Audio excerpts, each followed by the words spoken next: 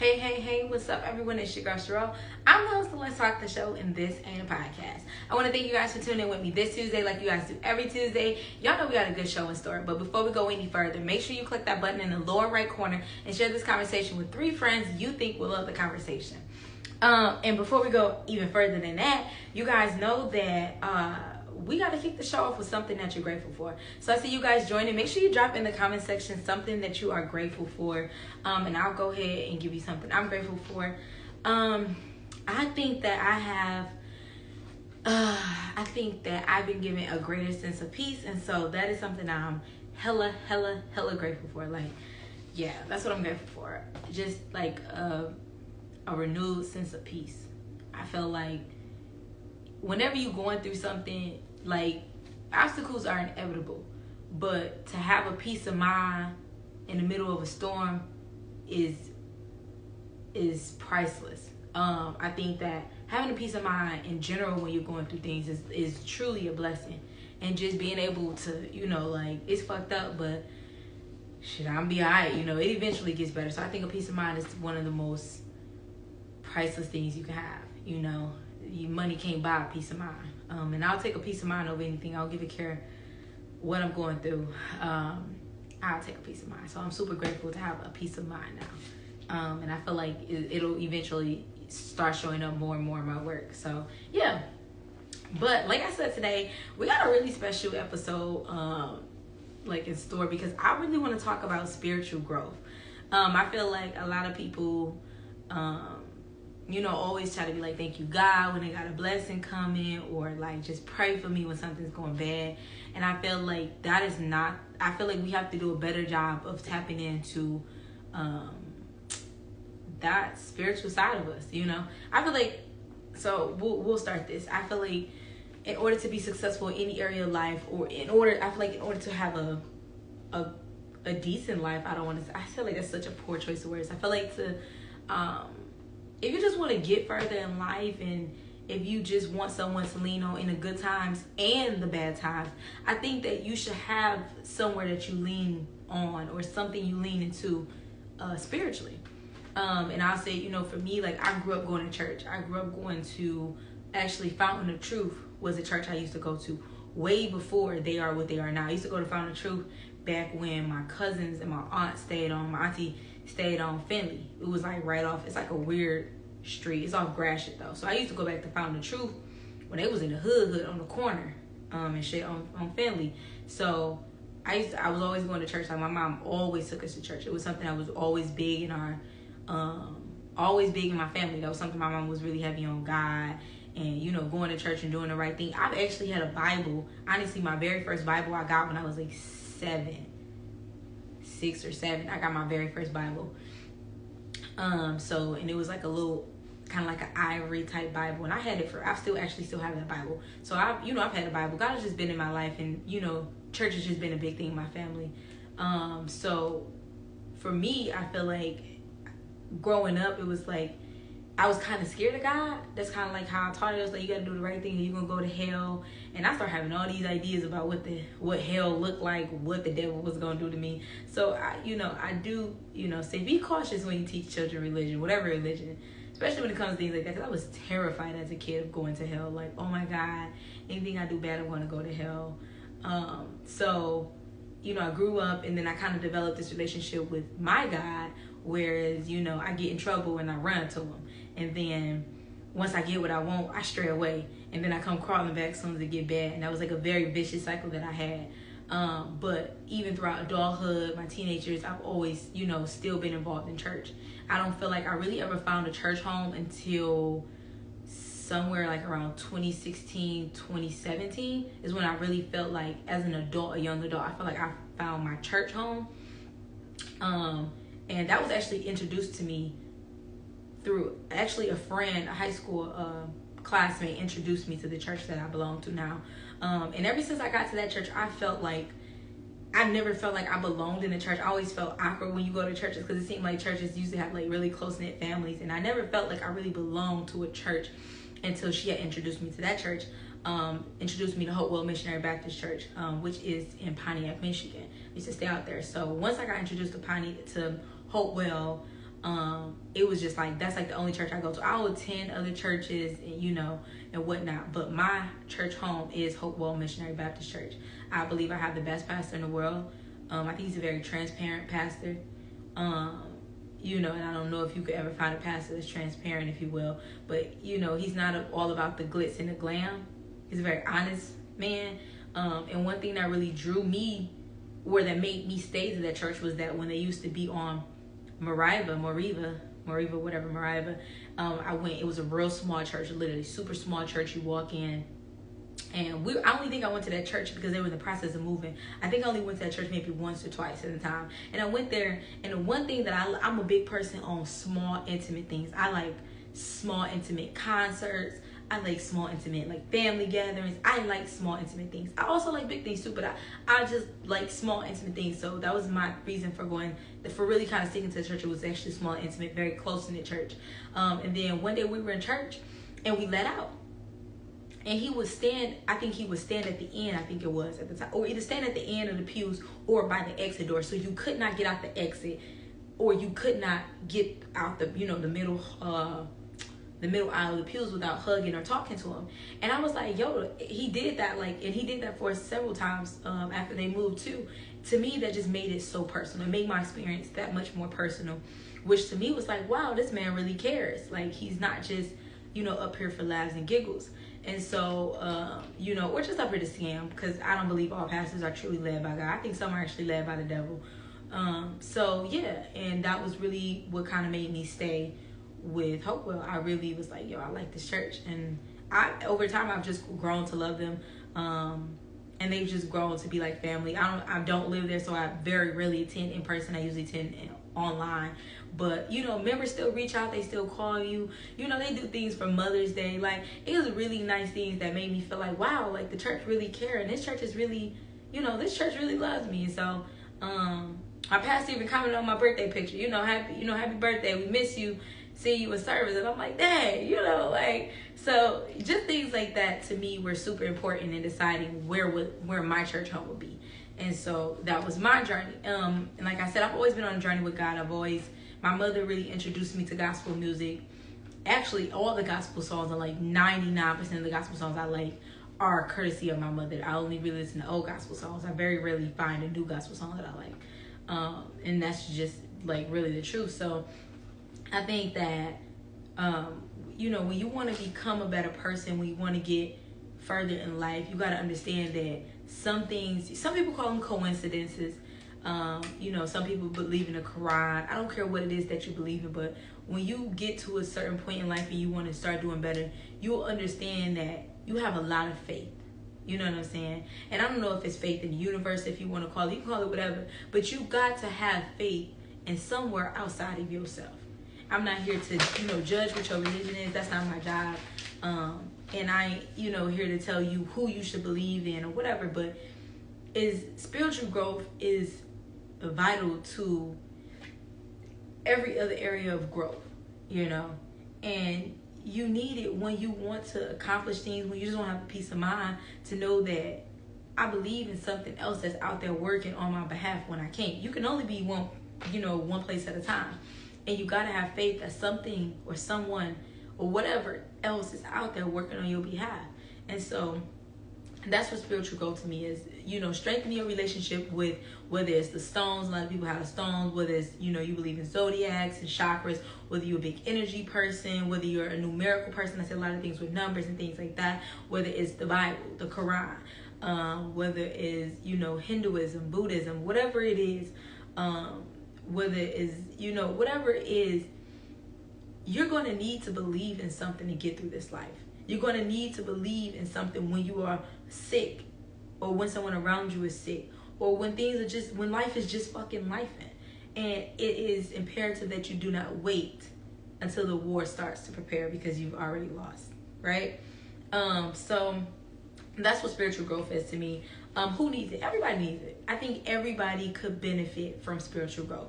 I know a lot of people be like, religion is just a way to control people. I agree, 100% agree. I think religion keeps people in line, for good or for bad.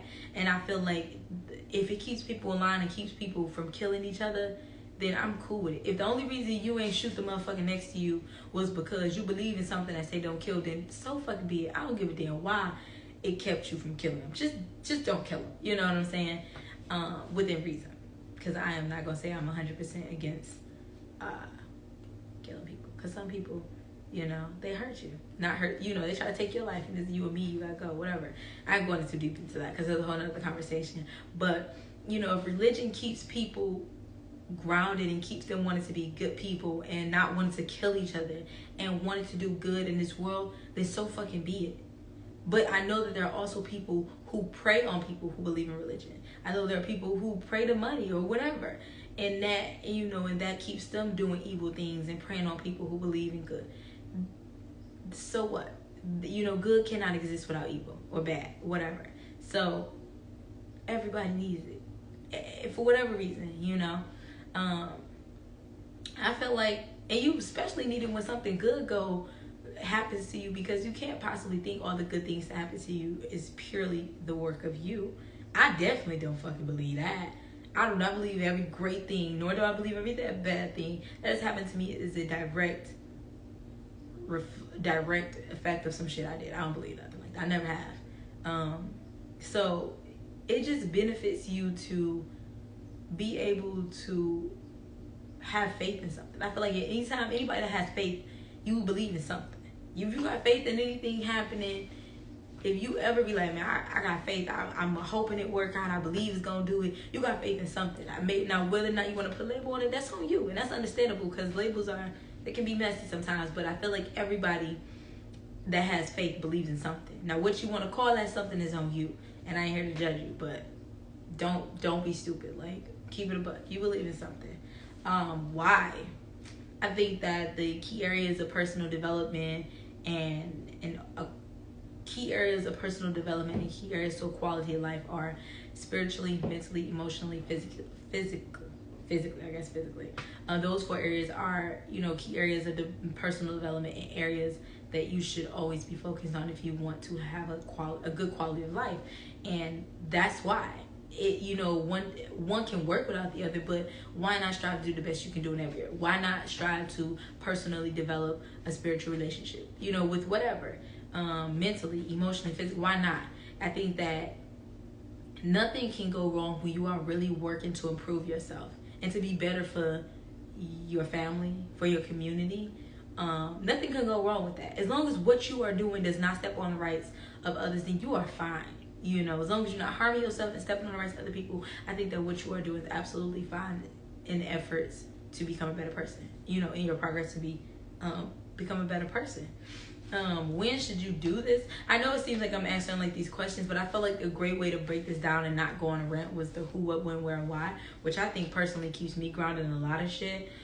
When should you do it? All the time. I think that when you're building a spiritual relationship, there's no timeline on it. There's no how it should be properly done because it's your relationship with whatever it is you believe in. There's no roadmap to building a strong relationship with God. You know what I'm saying? It's just you got to put the time in, like anything with any relationship. You want to invest time. You know, you got to invest a little money, got a little time. So, you know, you want to put the energy in. You want to spend time praying. You want to spend time in the Word. You want to spend time talking to God, good or bad. You know what I'm saying?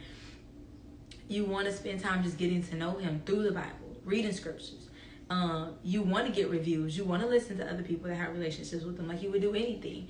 And you want to spend time just, you know, pondering on that relationship and getting to know Him. You know, I think that a lot of people sometimes be like, how do I build a relationship with God? Well, you build a relationship with God by getting to know Him, by talking to Him good or bad, by, like I said, reading the Bible, praying, studying, listening. That's a big thing. A lot of people be like, just talk. No, you gotta listen too. When you're in a relationship with somebody, don't you listen to them? You know, get to know them, what they want, what they desire, and how to give them the love that they need. And you need to do all those same things with God. So when you do it all the time, you know, I feel like through this next decade, I'll be putting my life into 3 categories: God, family, community. And those are areas of my life that I want to be centered in.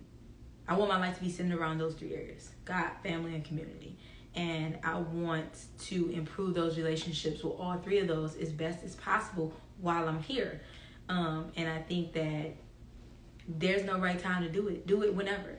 And I'll say that for my God, I believe in God. I call myself a Christian. While there are still some things I don't believe in the Bible, but I wholeheartedly believe in God and the overall message. I think that there's no perfect way to do it. You don't have to be a perfect person, but you do need to get started. You want a relationship with God. You want to build a stronger relationship. You want a foundation. Then you do that, and you take the time. You don't have to worry. Just like when you build a relationship with God, it doesn't have to look like how everybody else's relationship look. A lot of people only speak of God when they got a blessing, a monetary blessing. You know what I'm saying? But I remember a meme that popped up a while ago that was just like, you only thinking God for monetary blessings. He might have just added some hours to your life, a couple days, a couple years to your life. And it's like, you never know. He could have. He very well could have added some couple years. He very well could have extended the life of somebody you love. He very well could have showed somebody some favor in your life. You know what I'm saying? You got to thank God for the things that happen to you, for the things that don't happen to you, for the things that happen to those around you, and the things that don't happen to them. I like to include it, when I pray, I like to include, like, thank you, God, for what you did do, what you didn't do, and what you're doing. Because there's a lot of things that I wanted him to do that he didn't do. Thank God he didn't, And there's a lot of things he did do that I don't know about, that I'm grateful that he did do. And there's a lot of things he's doing now that I don't know about, that I will be thankful, maybe, but I'm grateful for it. And you just got to start. Now is the best time to start building a relationship with God, with your God, whoever God. But if you're a Christian like me, you read the Bible, try to go to church, you tithe, now is the perfect time to start doing it. And where do you do it? You do it wherever you are. You start in your home. You start in your knees, on your phone. You start with the people that look like you, that sound like you. Okay, mommy's working. Can you go sit down? Okay. You want to watch a show? Okay, I'm sorry, guys. Give me 1 second. Come on. Come on. Watch your show. My purses. Okay. What? In my purses. Okay, come on. Here goes some water. More purses. Okay, do you want some water? Yeah. Sit up. More purses. Okay, I'm working right now. When I'm done, I'll get you whatever you need. Okay, watch your show. Let mommy finish working. I'll be done. Thank you guys for being so patient. But yeah, we did the win. Where do you start? You start right where you are if you want to build a relationship with God. You start at home, on your phone, in your church, talking to people. And like with anything, with any relationship, you always want to, I feel like religion is such a tricky thing, but you always want to get like-minded individuals around you. You know what I'm saying? You get some people that believe in what you believe in. Or people that don't believe in what you believe in. I think that with a lot of religions, wait, before I go any further, it's important if you want to build a stronger relationship with God specifically, and just religion in general, you just want to get like-minded individuals around you. People have really strong views about religion, and it can be kind of a tricky subject. So get like-minded people around you, people that support your journey, and get people around you that are neutral and biased. So because sometimes we get so caught up in things, and it's anything that we may be consumed with, and we might be very narrow-minded, about it. It's like, get people around that can be like, yo, okay, take it down a notch. Relax. You can still do your thing, but, chill out. So I think that's important too. But I forgot what I was about to say about religions. Also, get people with different religions. But, I think I feel like a lot of religions encourage you or don't encourage you to acknowledge other gods. They say I'm the only God. I feel like no religion ever really acknowledges other gods. They say they're the only one. But I think it's important to get people around you that have different views, because I feel at the base of every religion is the same thing. They don't want you to kill. They want you to be honest. They want you to be truthful. They want you to be a good person, love, charity. So it's like love, charity, don't commit adultery. Those things I feel like are the basis of almost every religion. Being peaceful, being honest, I feel like are at the base of every religion. 1 second, guys. Turn it down.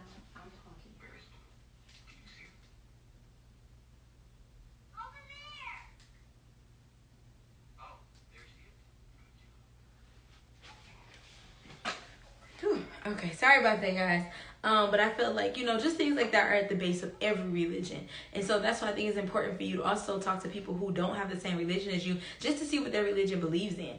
I know changing religions can be a big thing. I don't know anything about that, but I will be honest and say that I've met people that are not in my religion, and my first thing is like, don't. Or let me specifically say, I've met men in other religions, and they always come off super strong, and I always have to get it, like, I ain't converting, like, you ain't getting me to convert, so it's like, meet people outside of your views to get a better understanding.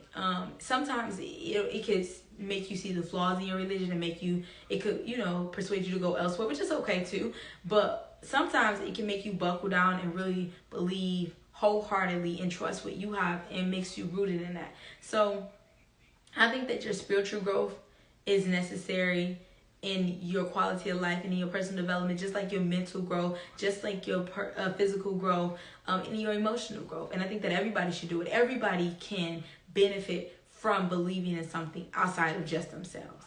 And let me be clear, anytime you have faith in something and believe that something that's outside of your hands is going to come through, then you have faith in something else. It's not just yourself. You have faith in something. Now, if you want to call it a God, if you want to call it the rocks, you believe in something. What you label it is on you, but don't be naive. And yeah, I think that's really all I had today about, just spiritual growth. Yeah, I think I gotta go out the same way I came in and give you guys something I'm grateful for. I would say that I am grateful for, I don't know. I would say that I am grateful for, what am I grateful for? You know what? I feel like I was really feeling, like I just wasn't really motivated. I don't know. I feel like before my birthday, I had I don't know. I feel like big events make me come down from a high, and then I have to get back to it. I don't know. Or it could really just be PMS symptoms, because PMS really does affect your motivation. And I've been really pushing through it though, but I'm still feeling the effects of it. So I've been really feeling just, lacking motivation. And before I started the show, which is something that hasn't happened in a while because I took a break, so I didn't need it, but something happened again like it always does, where when I'm lacking motivation, I randomly before a show get a boost of motivation. I'm re-encouraged to do it. Now, I always have discipline. I'm always disciplined. I'm always going to do it, but I enjoy sometimes not having to drag my feet to do it. I'm going to do it, but if I'm going to be dragging to do it. And so sometimes that's where motivation comes in. Discipline, I'm going to do it anyway. But motivation comes in and it makes me a little more eager to do it. You know what I'm saying? And so that's when I got that little boost of eagerness, a boost of motivation right before I did this show. So I'm grateful for that boost of motivation that I got to do it. Not do tonight's show, but to continue, putting content out every single day. And to just know that what's for me is for me. And there's nothing that anybody on this earth can do besides me to fuck that up. So that's what I'm grateful for. I'm grateful because I know it's going to happen. It's a matter of when it's going to happen. And it's a matter of if I can sustain myself until it happens. So I'm grateful for that. And I know that I can weather the storm to get to where I want to be. So I'm grateful. Yeah, I'm grateful for that little boost of motivation. It kind of was an eye-opener. Yeah. See you guys joining in. So I think that's all I got for tonight. Yeah, that's it. As always, my name is Cherrell Carter, you guys. I'm the host of Let's Talk the Show, and this ain't a podcast. I'll see you guys next Tuesday.